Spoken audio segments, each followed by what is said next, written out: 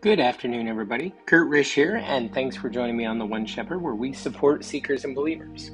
So today we are continuing with our New Testament reading of Mark chapter 14. After 2 days, it was the Passover and the Feast of Unleavened Bread, and the chief priests and the scribes sought how they might take him by trickery and put him to death. But they said, "Not during the feast, lest there be an uproar of the people." And being in Bethany at the house of Simon the leper, as he sat at the table, a woman came having out an alabaster flask of very costly oil of spikenard. Then she broke the flask and poured it on his head. But there were some who were indignant among themselves and said, "Why was this fragrant oil wasted? For it might have been sold for more than 300 denarii and given to the poor." And they criticized her sharply. But Jesus said, "Let her alone. Why do you trouble her? She has done a good work for me. For you have the poor with you always, and whenever you wish to, you may do them good. But me you do not have always. She has done what she could. She has come beforehand to anoint my body for burial. Assuredly, I say to you, wherever this gospel is preached in the whole world, what this woman has done will also be told as a memorial to her." Then Judas Iscariot, one of the 12, went to the chief priests to betray him to them. And when they heard it, they were glad and promised to give him money. So he sought how he might conveniently betray him. Now on the first day of the unleavened bread, when they killed the Passover lamb, his disciples said to him, "Where do you want us to go and prepare what you may eat at the Passover?" And he sent out 2 of his disciples and said to them, "Go into the city. A man will meet you carrying a pitcher of water. Follow him. Wherever he goes in, say to the master of the house, 'The teacher says, where is the guest room in which I may eat the Passover with my disciples?' Then he will show you a large upper room, furnished and prepared. There make ready for us." So his disciples went out and came into the city and found it just as he had said to them, and they prepared the Passover. In the evening he came with the 12. Now as they sat and ate, Jesus said, "Assuredly I say to you, one of you who eats with me will betray me." And they began to be sorrowful and to say to him one by one, "Is it I?" And another said, "Is it I?" He answered and said to them, "It is one of the 12 who dips with me in the dish.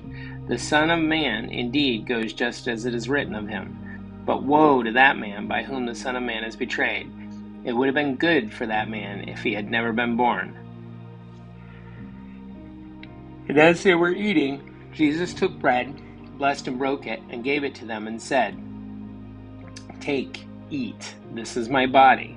And he took the cup, and when he had given thanks, he gave it to them, and they all drank from it. And he said to them, "This is my blood of the new covenant, which is shed for many.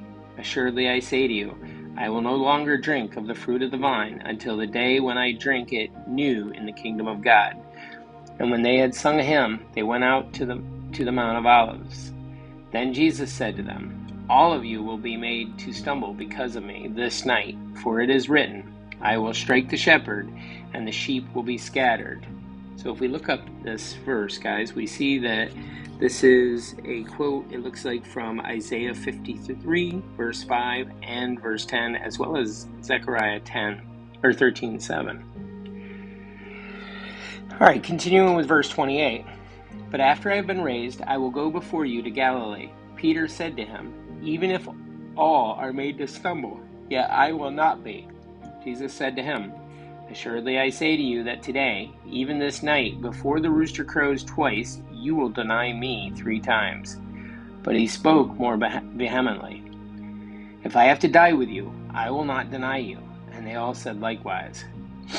Then they came to the place which was named Gethsemane, and he said to the disciples, "Sit here while I pray."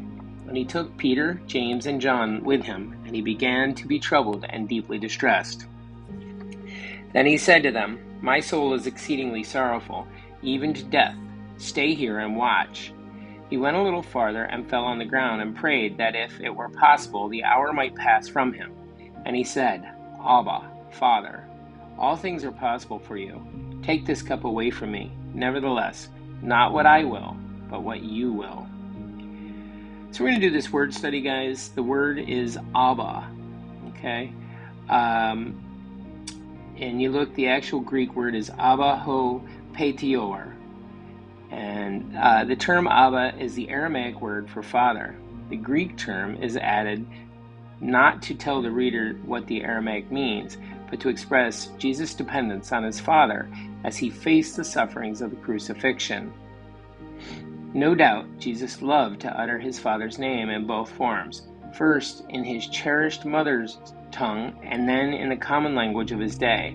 In this view, the use of both words has a charming simplicity and warmth. Paul uses the phrase, Abba, Father, to express the intimate relationship the believer has with God. All right, continuing with verse 37. Then he came and found them sleeping and said to Peter, Simon, are you sleeping? Could you not watch 1 hour? Watch and pray, lest you enter into temptation. The spirit is indeed willing, but the flesh is weak. Again he went away and prayed and spoke the same words. And when he returned, he found them asleep again, for their eyes were heavy, and they did not know what to answer him. Then he came the third time and said to them, Are you still sleeping and resting? It is enough.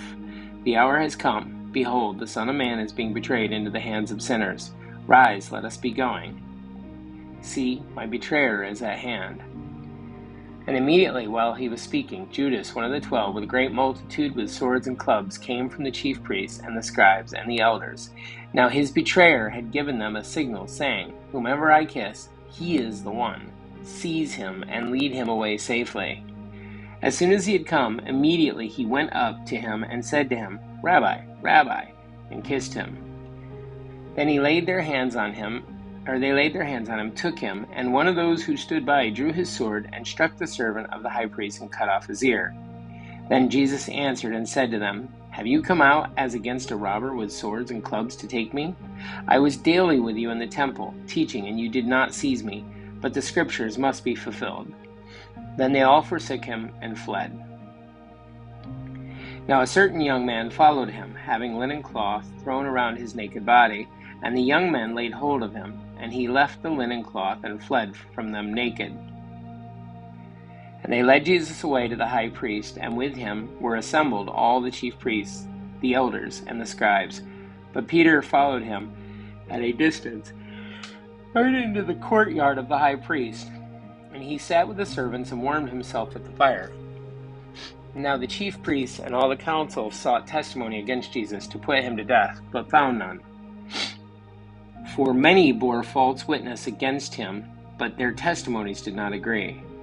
Then some rose up and bore false witness against him, saying, We heard him say, I will destroy this temple made with hands, and within 3 days I will build another made without hands. But not even then did their testimony agree. And the high priest stood up in the midst and asked Jesus, saying, Do you answer nothing? What is it these men testify against you? But he kept silent and answered nothing. Again the high priest asked him, saying to him, Are you the Christ, the Son of the Blessed? Jesus said, I am, and you will see the Son of Man sitting on the right hand of power and coming with clouds of heaven. Then the high priest tore his clothes and said, What further need do we have of witnesses? You have heard the blasphemy. What do you think? And they all condemned him to deserving of death. Then some began to spit on him, and to blindfold him, and to beat him, and to say to him, Prophesy. And the officers struck him with the palms of their hands. Now as Peter was below in the courtyard, one of the servant girls of the high priest came, and when she saw Peter warming himself, she looked at him and said, You also were with Jesus of Nazareth. But he denied it, saying, I neither know nor understand what you are saying. And he went out on the porch, and a rooster crowed. And the servant girl saw him again, and he began to say to those who stood by, This is one of them. But he denied it again. A little later, those who stood by said to Peter, Again, surely you are one of them, for you are Galilean, and your speech shows it. Then he began to curse and swear, I do not know this man of whom you speak. The second time the rooster crowed. Then Peter called to mind the words Jesus had said to him, Before the rooster crows twice, you will deny me 3 times. And when he thought about it, he wept. Guys, that's it for our New Testament reading of Mark chapter 14. Thanks for joining us today. Be sure to like and subscribe below, as that helps spread the word of our gospel readings. If you have any questions, feel free to put them down there. I'd be glad to discuss it with you. In the meantime, you have a great day, and God bless.